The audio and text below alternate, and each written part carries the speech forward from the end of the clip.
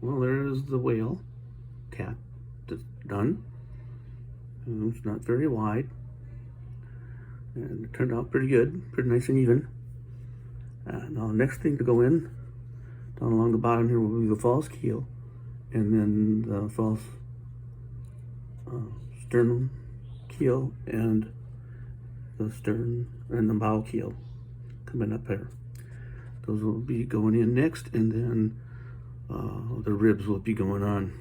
And there's the false keel is in.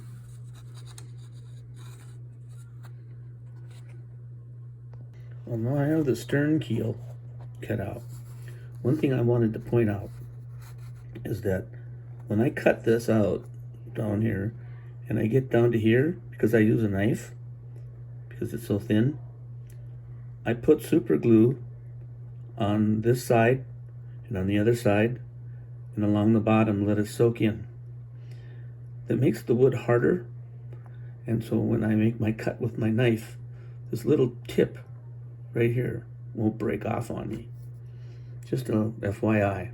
Well, I see that the false keel and the end is in at the bow and at the stern.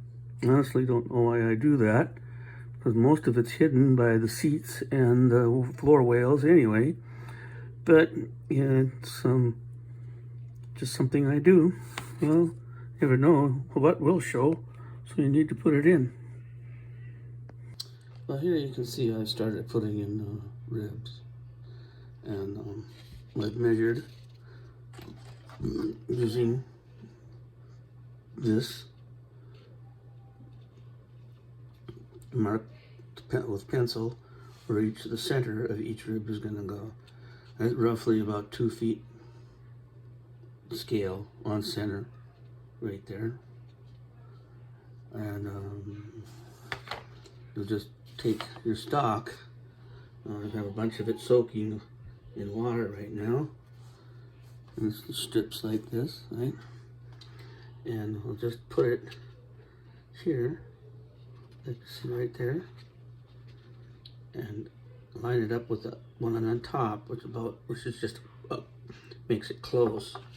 That looks like it's a little thin on that end. Here, this is better. And you just press it in to the crack right there. Okay. Take your pointer and push. You've been soaking in water for a while, so it'll go right in. You take your knife, nice sharp one, and you make a little cut.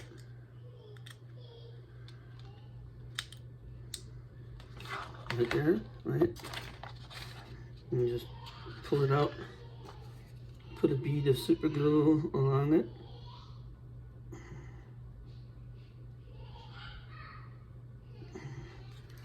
And blot it a little bit because you don't want an excess of it squeezing out. And line it up so it's on center. Push, should snap in underneath the whale. Try and line it up so it's nice and so these are straight. You push against there. Look at that. Right. See, now there's the next one. And you just repeat that process all the way along the edge. On the end here, I slant one. Like for instance on the end here, where this one is right here, I'll probably put it over here like this, right? And push it in.